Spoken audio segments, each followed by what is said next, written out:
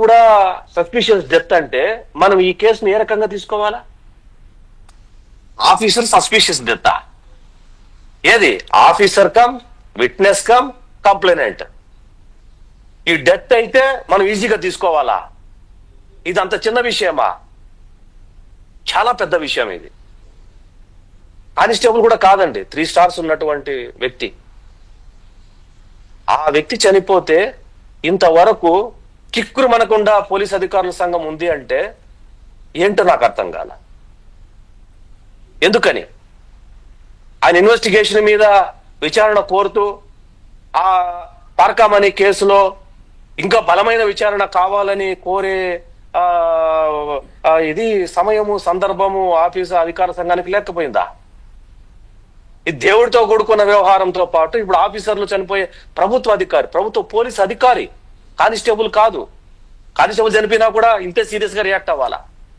అటువంటిది ఈరోజు ఇంత పెద్ద డెత్ జరిగితే నేను ఇంకా సర్ప్రైజ్. కొన్ని మీడియాల్లో ఏది సిట్టు వేధింపులు తట్టుకోలేక చనిపోయాడు. సిట్టు వేధింపు అదే అది ఒక కౌంటర్ దీనిలాగా మొదలైంది ఉదయం. అయితే నేను మాట చెప్తాను వెంకటకృష్ణ గారు, మరి ధర్మారెడ్డి చచ్చిపోలేదే, చెవిరెడ్డి చచ్చిపోలేదే, మిథున్ రెడ్డి చచ్చిపోలేదే, లిక్కర్ స్కామ్ లో ఉన్నటువంటి నిందితులు ఎవరు చచ్చిపోలేదే, వాళ్ళెవరు చచ్చిపోలేదు. ఏవి సుబ్బారెడ్డి, వైవి సుబ్బారెడ్డి చచ్చిపోలేదే. సిట్టు సామాన్లు ఇచ్చే వాళ్ళు విచారణకు ఎదుర్కొంటా చచ్చిపోవాలి కదా, వేధింపులు తట్టుకోలేక. వాళ్ళెవరు చచ్చిపోలేదు. ఒక పోలీస్ ఆఫీసర్ రైలు కింద సస్పీషియస్ డెత్ అయినాడా? నిజంగా సిట్టు వేధించి ఉంటే వాళ్ళందరూ కూడా చచ్చిపోయి ఉండాలా, సూసైడ్ చేసుకో ఉండాలా. వాళ్ళు మాత్రం సేఫ్. ఒక సర్కిల్ ఇన్స్పెక్టరు ఆయన వచ్చి కంప్లైనెంట్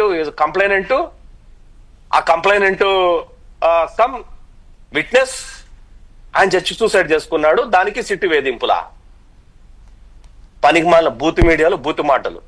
చచ్చిపోవాలనుకుంటే మొన్న విచారణకి వచ్చినటువంటి ధర్మారెడ్డి మొన్నే చచ్చిపోయిండల్లా సూసైడ్ చేసుకొని, నిజంగా సిట్టు వేధించి ఉంటే.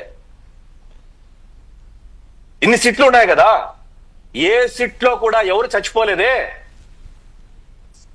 ఈయన మాత్రం చచ్చిపోయాడా సూసైడ్ చేసుకొని? రైట్. ఒక్క నిమిషం సాగర్ గారు ఒక్క నిమిషం. శ్రీరామ్ గారు నమస్తే అండి.